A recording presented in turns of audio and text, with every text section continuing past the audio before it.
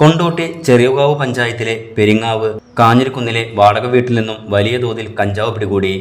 കൊണ്ടോട്ടി പോലീസും dance of അംഗങ്ങളും ചേർന്ന് നടത്തിയ പരിശോധനയിൽ 3 പേരെ പിടികൂടി. ഫറോക്ക് സ്വദേശികളായ ജിബിൻ, അമീർ, കടലുണ്ടി സ്വദേശി ഷഫീഖ് എന്നിവരാണ് പിടിയിലായത്.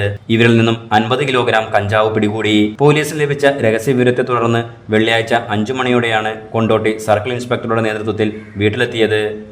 മുറിക്കകത്ത് പരിശോധന നടത്തി ചാക്കിൽ ബ്രൗൺ പോളിത്തീൻ പേപ്പറിൽ പൊതിഞ്ഞ കഞ്ചാവ് പൊതികൾ കണ്ടെടുക്കുകയായിരുന്നു. ആ സമയത്ത് 3 പ്രതികളും വീട്ടിലുണ്ടായിരുന്നു.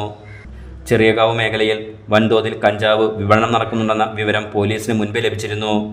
ഇവർ വാടക വീട്ടിൽ എത്തിയിട്ട് ഏതാനും ദിവസങ്ങൾ മാത്രമേ ആയിട്ടുള്ളൂവെന്നും പരിസരവാസികൾ പറയുന്നു.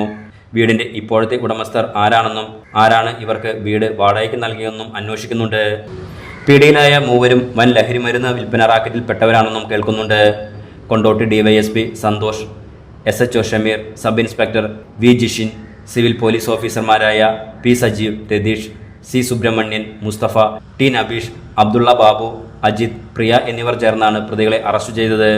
Enlight News, Kondotty.